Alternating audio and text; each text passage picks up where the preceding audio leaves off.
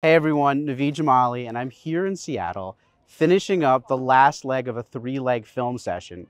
I'm really excited to share an interview we had with Air Force Global Strike Command's General Bussiere talking about the Minuteman nuclear missile. And after we sat down with him, he actually got a chance to see the full episode, which we're hoping to release soon.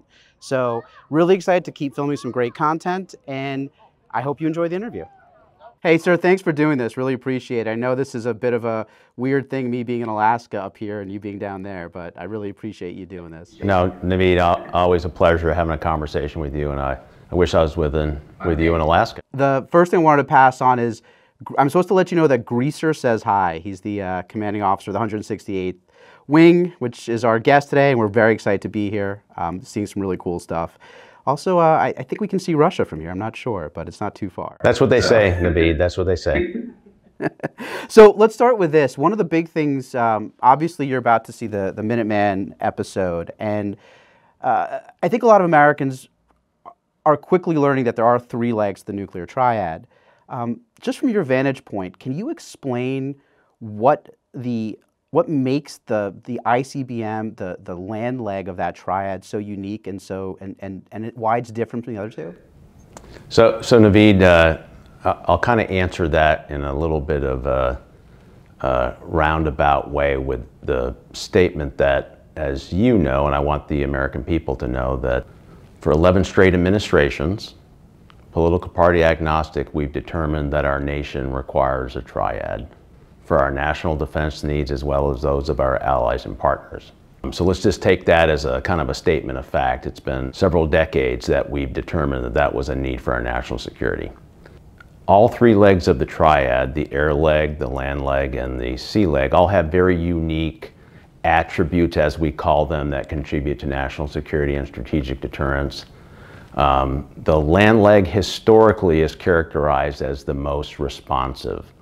So we have 3 missile wings across the fabric of the U.S. with 450 ICBM launch facilities that are in a day-to-day state to respond, if ordered, to defend the United States of America and our allies and partners. That doesn't negate the value of the air leg, which is usually described as the most flexible, or the sea leg that is usually described as the most survivable. But each leg of the nuclear triad has characteristics that embolden and build up the foundation of our nation's defense. To that point, there's often a common question that some people may ask, and that is, really fascinating to visit the silos, to visit sort of the various components of that land leg, of that ICBM. Why is it, sir, that some might wonder, why don't we just use mobile launchers? Why do we have ICBMs in sort of fixed silos and fixed location? Is that potentially a disadvantage? Is there something you can shed some light onto that? So Naveed, not an unusual question, quite frankly, that's been asked several times over the last few decades. That aspect of the land component has been looked at and studied.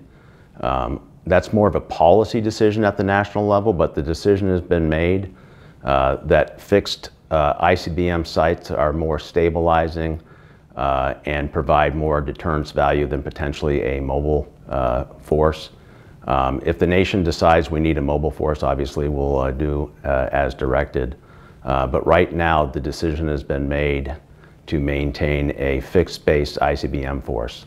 There are those that believe that is a very stabilizing, predictable force that enhances national security, and I subscribe to that also. We talk about deterrence, or you mentioned deterrence. One of the things that surprised me the most about ICBMs, visiting the Minuteman, was the saying that these are a weapon system that, in fact, we use every day. And I'm just wondering if you might be able to explain what that means in ICBM parlance. There are some pockets of communities that believe that we have a weapon system that we would never use. And my response would be is the triad, the ICBMs are used every day, right now, as there has been for 54 years for the Minuteman III system. We have airmen operators, defenders, and maintainers maintaining the watch of deterrence every day of every week. So the value is their existence and the deterrence value they provide to the president on making sure that no one will attack the United States. And again, talking about deterrence, Minuteman is over 60 years old. It was designed at a time when the Soviet Union was in existence. Obviously, that is no longer the case, even as Russia poses a major, nuclear threat. In your opinion, is nuclear deterrence more important today as it perhaps may have ever been? Well, I guess I would agree with your basic premise that deterrence has always been important. But in light of what we're seeing today on the fabric of the globe with the threats that were being presented, I would agree with your statement that at no time in my experience in the Department of the Air Force or in my lifetime have I seen a more complex or dangerous world. And the underpinning, the foundation, the bedrock of our nation's defense is our nuclear force. And, Sentinel has been modified fairly extensively over its lifetime, but we are at the sunset of Minuteman. There's a transition happening with Sentinel in the future.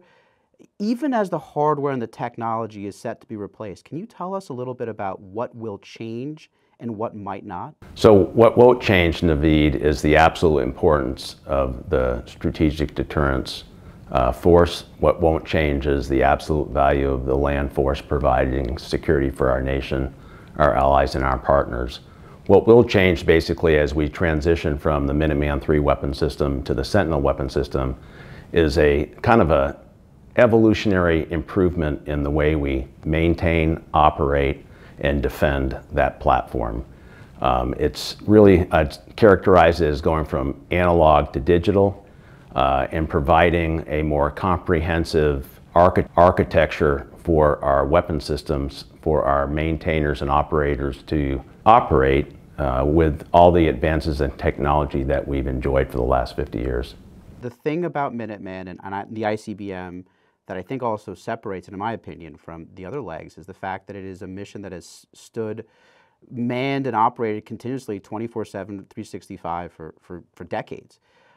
As you switch over to Sentinel, I mean, this sounds like a significant effort to just switch over. You can't, it's not like retiring an aircraft where you can stand one down and then just casually float the other one in. Can you talk about some of the engineering and sort of project of how this is going to happen in terms of this actual switchover between one ICBM to the next? Yeah, Naveed, as we transition from the Minuteman III weapon system to the Sentinel weapon system, it is, in my humblest opinion, the most complex project our nation's undertaken since the Eisenhower Interstate Program. It is a massive effort across the fabric of the United States in 3 missile wings, 450 launch facilities, and the associated launch control facilities. The unique aspect of it as we transition from Minuteman III to Sentinel is a nuance I think that the American public needs to understand. It's a unique requirement to maintain full operational capability for our nation as we transition from the legacy weapon system to the new weapon system. It's a requirement that is every day of every week, and it's a very complex operation that we need to do for our nation. That, quite frankly, I don't think has ever been done in the history of our Air Force. And it's not just the Minuteman to Sentinel weapon system. We're really going to have to do that across the fabric of the command as we modernize and recapitalize the triad. And to that point, so much of deterrence is messaging. What message does Global Strike seek to send our adversaries? And to that same point, what would you want Global Strike to say to the American people? So I'll answer the second question, Naveed, first. So to the American people, we have an obligation to let you know what we do for you every day. We have an obligation to let you know that our airmen have the watch 24/7, 365, maintaining your security and your way of life. We have an obligation to thank the American people for what you do to enforce, support, and enable our service with your sons and daughters. We have an obligation to thank the American people for paying for our equipment that we use to defend them. And we have an obligation to make sure the American people understand what we do for them every day. So that's kind of point one. Point number two, To any potential adversary that puts at risk the American way of life or the United States of America or our closest allies and partners, make no mistake, as we transition from legacy to new, we're always ready.